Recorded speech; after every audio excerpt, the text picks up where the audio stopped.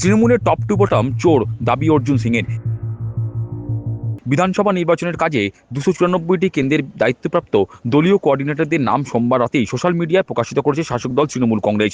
অভিষেক বন্দ্যোপাধ্যায়ের কথায় এই কোঅর্ডিনেটররা দলের চোখ কান হয়ে কাজ করবেন। তৃণমূলের কোঅর্ডিনেটরদের তালিকা নিয়ে ব্যারাকপুরের প্রাক্তন সাংসদ অর্জুন সিং বাম জামানার এক নেতার কথা টেনে আনেন। বিজেপি নেতার কথায়, বাম আমলের শেষের দিকে তৎকালীন নেতারা দুর্নীতিতে আসক্ত হয়ে পড়েছিলেন।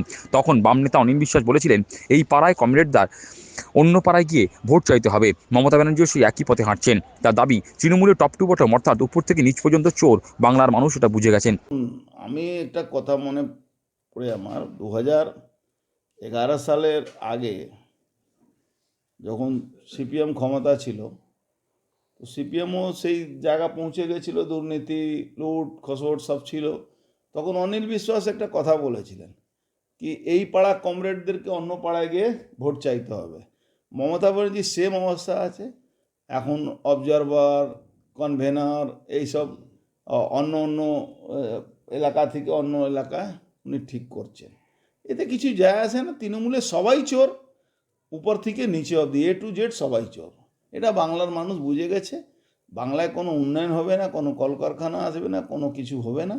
এই জন্য আমার মনে হচ্ছে না এটা নিয়ে কোনো আমাদের চিন্তা করা দরকার। প্রাক্তন সাংসদের বক্তব্য, ভারতে বিজেপি একমাত্র হিন্দুত্ববাদী দল, কিন্তু মুসলিমদের কথা বলার জন্য নির্দিষ্ট কোনো দল নেই। অখিলেশ যাদব কিংবা মমতা ব্যানার্জি অথবা লালু প্রসাদ যাদব এরা মুসলিমদের ভোট ব্যাংক হিসেবে ব্যবহার করে থাকেন। বর্ষে হিন্দুদের কিন্তু নেতা নেতৃত্ব বিজেপিতে আছে।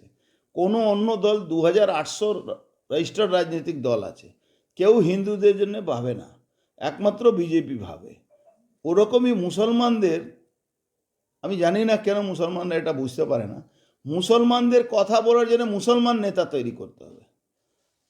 যেরকম এমআইএম মুসলমানের কথা বলে, ঠিক আছে, ওদের মুসলমানদের জন্য লড়াই করছে।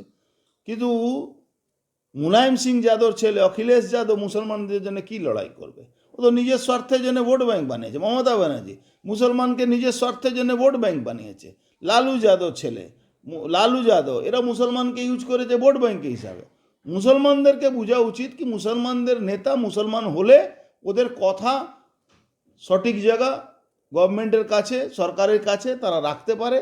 তাদের যত আভাও আছে তার কাছে, সরকারের কাছে রাখার জন্যে মুসলমানের কথা মুসলমান বললে আমার মনে হচ্ছে বেশি তার গ্রহণযোগ্য হবে।